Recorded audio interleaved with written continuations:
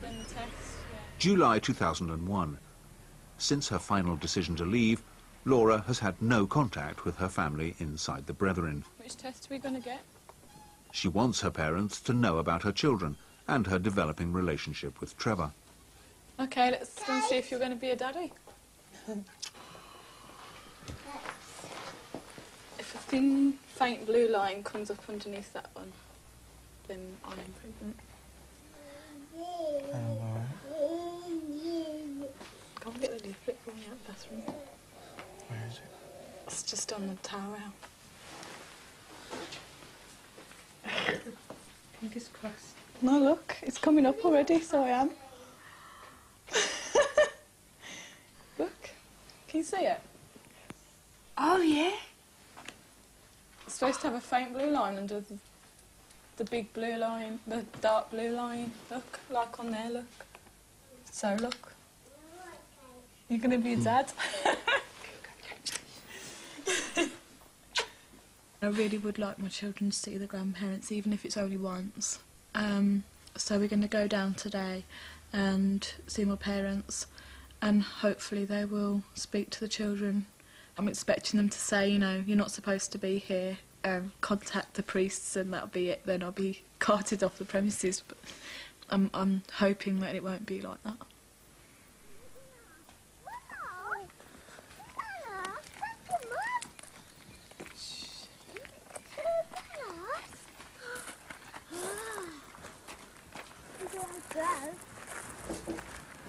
I wanted you to see the kids.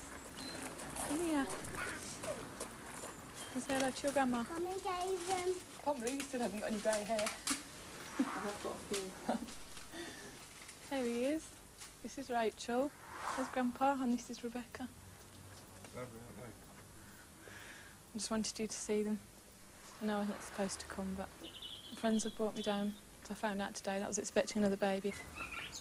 You going to give Grandpa a kiss then? What are we doing?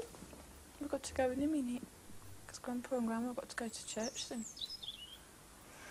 I'm sorry we can't say too much. I know. I know I'm not really supposed to be here, but I really wanted you to see the kids. Thanks very much. I love you, and I miss you lots. I love you, and I miss you. I miss you too.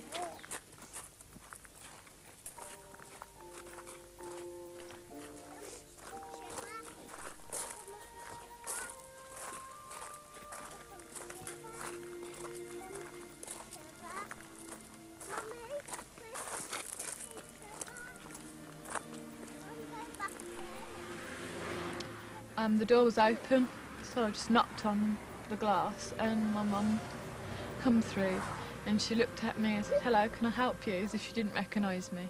And then she went, "Oh, hello," you know, like she'd just recognised me split seconds after she'd just said, "Can I help you?"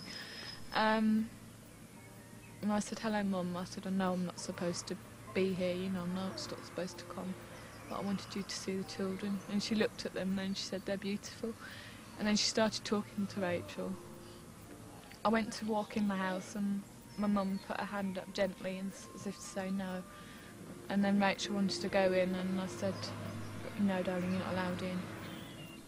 And it feels hard because the way that they were, it was as if they wanted me to be there, they wanted me to come in and wanted to get to know the children, but they just couldn't.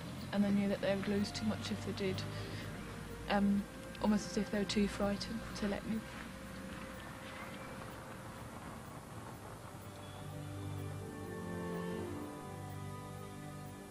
January the 12th, 2002. An event within the exclusive Brethren changes their outlook. The universal leader, John Hales, dies. He's succeeded by his son, Bruce Hales.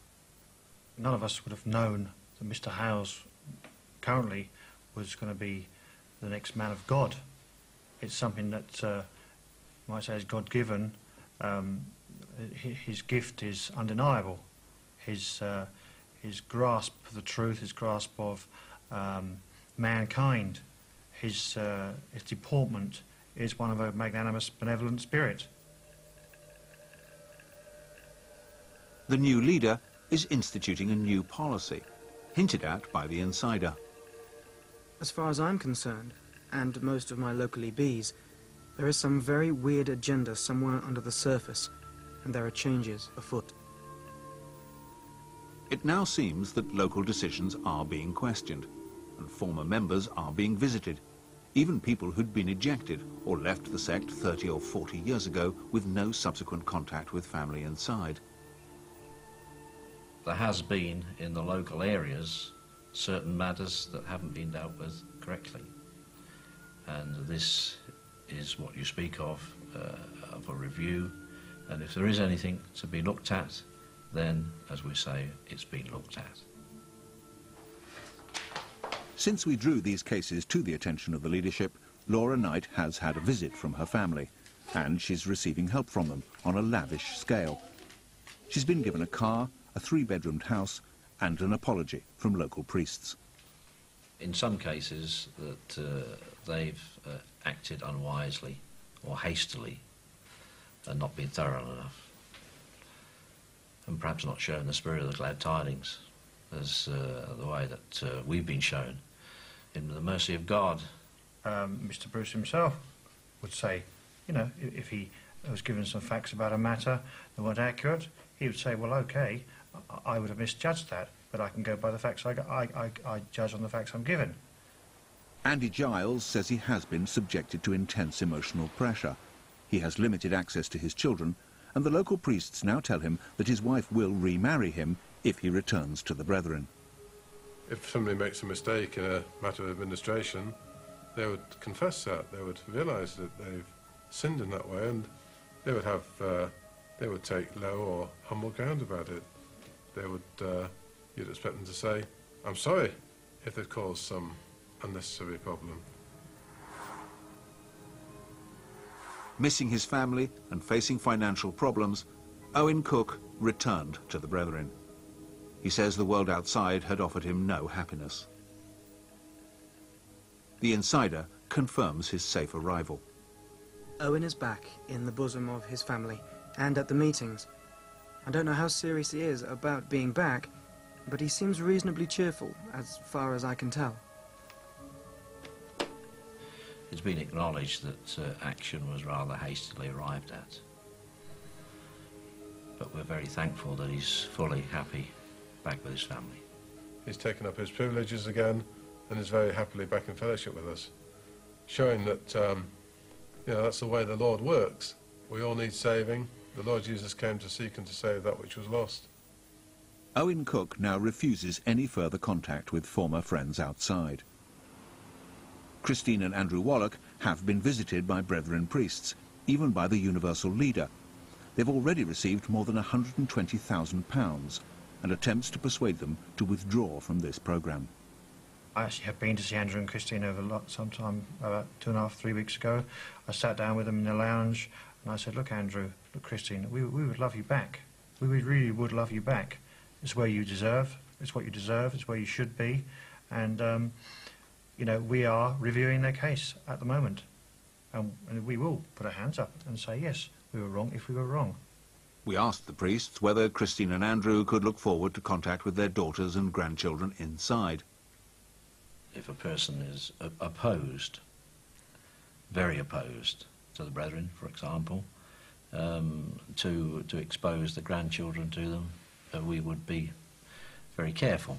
That is, that the whole concept of the family, which is what we enjoy, what we seek to preserve, is protection.